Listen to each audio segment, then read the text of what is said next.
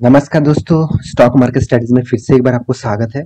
तो आज यहाँ पे मैं बात करूंगा दिग्गज एक प्राइवेट बैंक के बारे में। देखिए, प्राइवेट इंडस्ट्रीज में जितने सारे बैंक्स हैं उनमें से लीडर जो है वो है एचडीएफसी बैंक। उसके बाद आप जिस कंपनी का नाम ले, मतलब सेकंड जो बैंक है वो है आईसीआईसीआई बैंक, और थर्ड जो बैंक है वो है कोटक बैंक, और नंबर 4 में जिस कंपनी का नाम आते हैं वो है एक्सिस बैंक।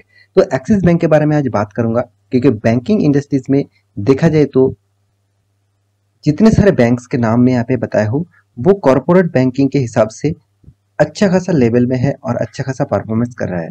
तो मेरे हिसाब से इस बैंक के ऊपर आपको फोकस होना चाहिए, क्योंकि देखिए मैं ज़्यादातर ऑब्वियसली आप कहेंगे सर आपका बेस्ट बैंक कौन सा है, तो मैं जरूर कहूँगा HDFC bank and Kotak bank. हाँ, आईसीआईसीआई बैंक भी अच्छा खासा है, मगर आईसीआईसीआई बैंक का कुछ पैरामीटर मुझे उतना खास नहीं लगता जिस तरीके से एचडीएफसी और कोटक बैंक काम करते हैं।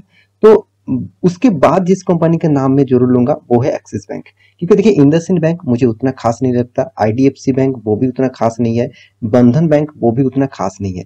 तो मेरे हिसाब से एक्सिस बैंक के ऊपर भी आपको फोकस होना चाहिए, क्योंकि ये बैंक का परफॉर्मेंस भी कोई खराब नहीं है, जबरदस्त कंपनी परफॉर्मेंस करते हैं। तो इस बैंक का पिछले दिनों में क्वार्टर 4 का जो रिजल्ट आया था उसके बारे में बात करूंगा। और क्वार्टर 4 का रिजल्ट बहुत, देखा जाए तो एक 4 स्टार लेवल का रिजल्ट हुआ। 4 स्टार लेवल का, 5 स्टार में नहीं कहूंगा, 4 स्टार लेवल का रिजल्ट हुआ। बहुत शानदार रिजल्ट किया, फिर भी स्टॉक में आज क्रैश देखने को मिला। तो देखिए, आपको मैं पहले ही बता चुका हूँ, इन फाइनेंशियल इंडस्ट्रीज में, मतलब जैसे बैंकिंग हो गया, साथ ही साथ एनबीएफसी हो गया, एनबीएफसी मतलब नॉन बैंकिंग फाइनेंशियल कंपनीज। तो इस टाइप कंपनी के ऊपर जितना भी अच्छा खासा रिजल्ट हो, मार्केट उसको थोड़ा सा नेगेटिविटी इशू में ही देखते हैं, क्योंकि उसको एक एक्सपेक्टेशन किया जाता है उसके एस्टिमेट के हिसाब से। उस एक्सपेक्टेशन से स्टॉक में उतना खासा परफॉर्मेंस नहीं देखने को मिलता। प्रॉफिट तो होते हैं, मगर जो एक्सपेक्टेशन होते हैं उस एक्सपेक्टेशन के हिसाब से फाइनेंस सेक्टर में अभी तक कोई भी कंपनीज में उतना खास परफॉर्मेंस नहीं हुआ। हाँ, एचडीएफसी बैंक का जो रिजल्ट आया उसका भी अच्छा खासा रिजल्ट हुआ था, तब देखेंगे तो एचडीएफसी बैंक भी गिरावट हुए थे। और साथ ही साथ आईसीआईसीआई बैंक उसका भी गिरावट हुआ था। हाँ, आईसीआईसीआई बैंक थोड़ा सा पॉजिटिव में था, क्योंकि आईसीआईसीआई बैंक का रिजल्ट बहुत बहुत शानदार था। आप देखेंगे बजाज फाइनेंस वो भी किस तरीके से रिजल्ट किया, बजाज फिनसर्व वो भी आप देखेंगे तो किस तरीके से रिजल्ट किया। तो हर पैरामीटर आप, मतलब हर कंपनीज के ऊपर आप स्टडी करेंगे तो आपको कुछ पॉजिटिविटी कुछ नेगेटिविटी डेटा आपके सामने जरूर आएंगे।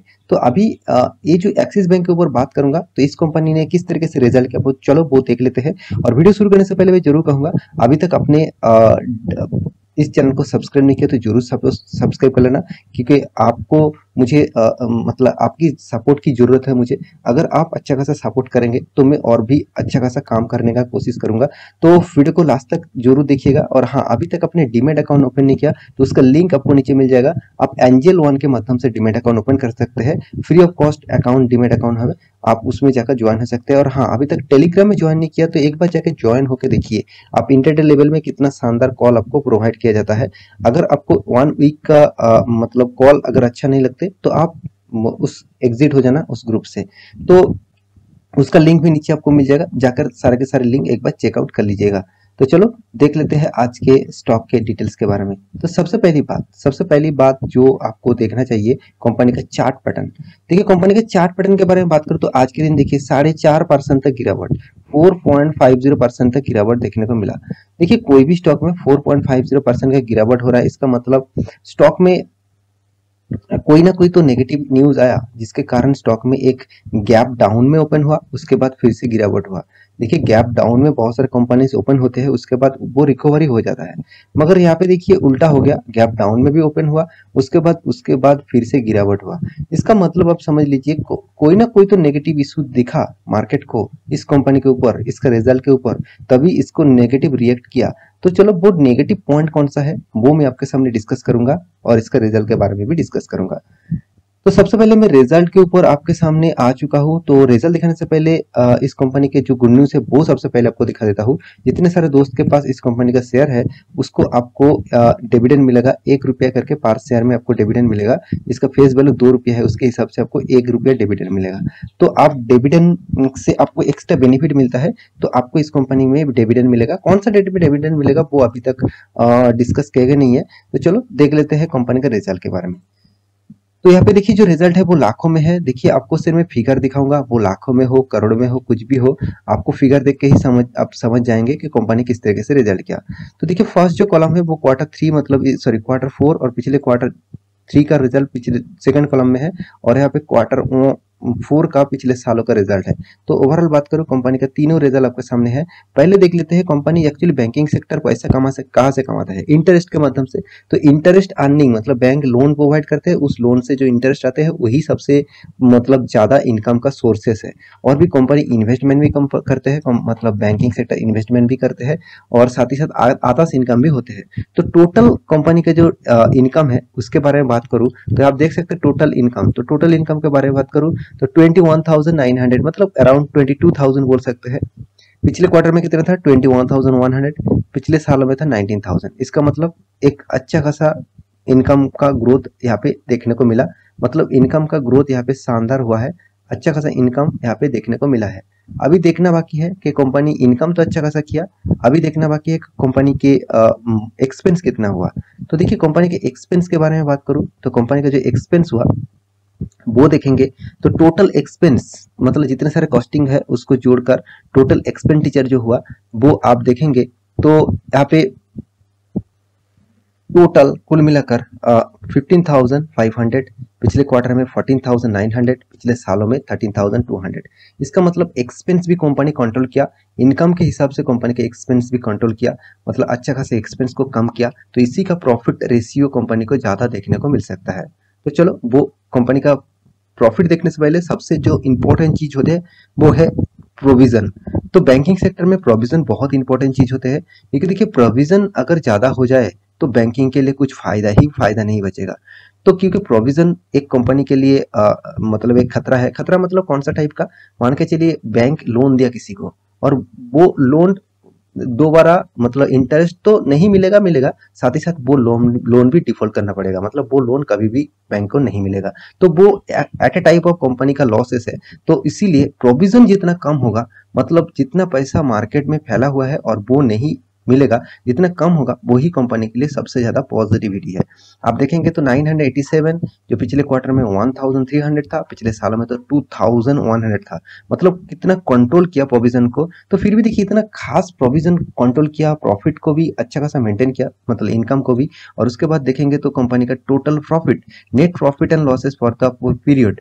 तो टैक्सेस पे करने के बाद आप यहाँ पे भी देख सकते हैं, टैक्सेस पे करने के बाद कंपनी के हाथ में जो प्रॉफिट आया 4,100, पिछले क्वार्टर में था 3,600, पिछले सालों में था 2,600। इसका मतलब प्रॉफिट में डबल जंप देखने को मिला पिछले सालों की तुलना से। और क्वार्टर बेसिस भी करीबन करीबन 1,000 करीबन आप देखेंगे तो 100,000 का टोटल यहाँ पे ग्रोथ देखने को मिला।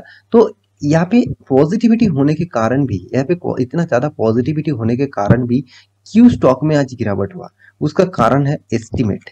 एस्टीमेट ही मेन पॉइंट है। एस्टीमेट आपको देखना चाहिए, कंपनी का जो एस्टीमेट था एक्चुअली देखा जाए तो देखिए प्रॉफिट जो हुआ आपको दिख रहा है कि प्रॉफिट चलो अच्छा हुआ, मगर जो इन्वेस्टर है जो जो मतलब प्रेडिक्शन करते हैं, जितने सारे दिग्गज इन्वेस्टर है, उनका कहना है कि ये जो एस्टीमेट कंपनी ने करके रखे थे वो एस्टीमेट ब्रेक नहीं कर पाया, तो इसीलिए स्टॉक में एक शार्प फॉल देखने को मिला। Same to same Bajaj finance में जिस तरीके से हुआ, रिजल्ट अच्छा होने के बाद भी 7% गिरावट देखने को मिला था। तो सेम टू सेम यहाँ पे एक्सिस बैंक के ऊपर भी देखने को मिला है।